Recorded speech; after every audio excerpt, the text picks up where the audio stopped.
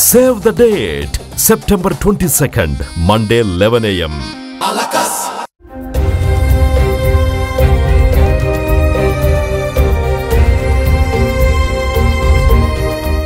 ఆంధ్రప్రదేశ్ రాజకీయాలలో మరోసారి హీట్ పెరిగింది. వర్షాకాల అసెంబ్లీ సమావేశాలు రాష్ట్ర రాజకీయాలలో వేడిని పుట్టిస్తున్నాయి. మాజీ సీఎం వైఎస్ఆర్ కాంగ్రెస్ పార్టీ అధినేత వైఎస్ జగన్మోహన్ రెడ్డి హాజరవుతారా లేదా అన్నది రాజకీయ వర్గాలలో హాట్ టాపిక్ గా మారింది.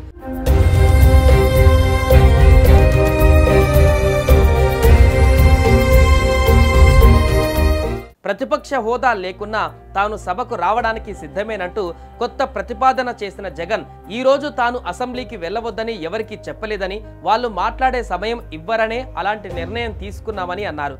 ఇప్పుడు జగన్ చేసిన కామెంట్స్ ఆసక్తికరంగా మారాయి. జగన్ మళ్ళీ అసెంబ్లీకి రాబోతున్నారా అన్న చర్చ మొదలైంది.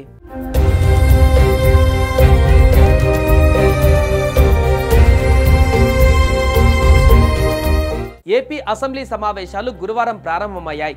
ఈ నెల 27వ తేదీ వరకు సభ నిర్వహణ పైన బీఏసీ నిర్ణయం తీసుకుంది. కాగా మండలికి హాజరవుతున్న వైసీపీ అటు అసెంబ్లీకి గైర్హాజరవుతోంది.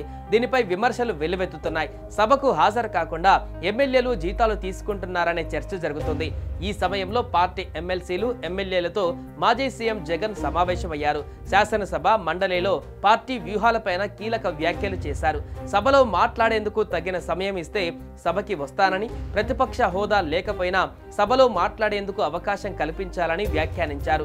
సభలోని ఎమ్మెల్యేలందరితో పాటు సమయం ఇస్తామంటున్నారని చెప్పుకొచ్చారు. ఇక ఎమ్మెల్యేకు ఇచ్చినంత సమయం మాత్రమే ఇస్తామని చెబుతున్నారని, అలా అయితే ప్రజా సమస్యలను సవివరంగా ఎలా చెప్పగలమంటూ జగన్ వ్యాఖ్యానించారు.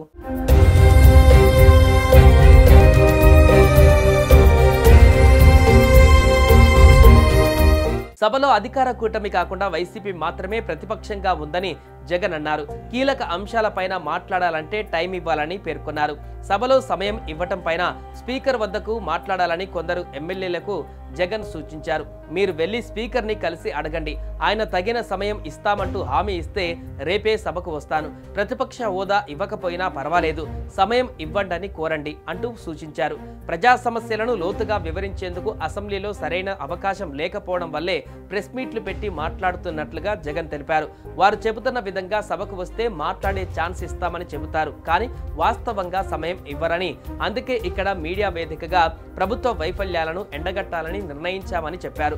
అలాగే ప్రతిపక్ష హోదా ఇవ్వడానికి కోర్టులో సవాలు చేశామని, కానీ స్పీకర్ కోర్టు సమాన్లకు కూడా సమాధానం ఇవ్వడం లేదని ఆరోపించారు.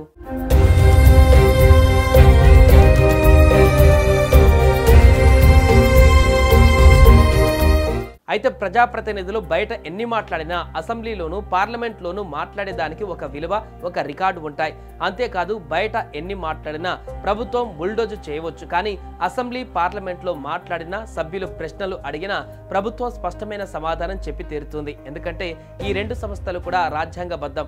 సో అందుకే పార్లమెంట్ అసెంబ్లీలకు అత్యంత ప్రాధాన్యం ఇచ్చింది మన రాజ్యాంగం. మరి అలాంటి రాజ్యాంగబద్ధమైన అసెంబ్లీని వినియోగించుకొని ప్రజలకు సేవ చేయాలని అనేక మంది నాయకులు పోటీ పడ్డం తెలిసిందే. అలాంటి అవకాశం కోసం ఎదురు చూస్తున్న వారు ఎంతమంది ఉన్నారనేది కూడా తెలిసిందే. అయితే అలాంటి అవకాశం వచ్చి కూడా చిన్న విషయం పట్టుకుని భీష్మించుకొని కూర్చుంటే సభకు వెళ్ళకపోతే ఎవరికి నష్టం అంటే ఖచ్చితంగా వెళ్ళని వారికే నష్టం అంటున్నారు రాజకీయ విశ్లేషకులు. ఎవరైతే సభకు వెళ్లకుండా ఉన్నారో వారి పార్టీకే నష్టమని అంటున్నారు.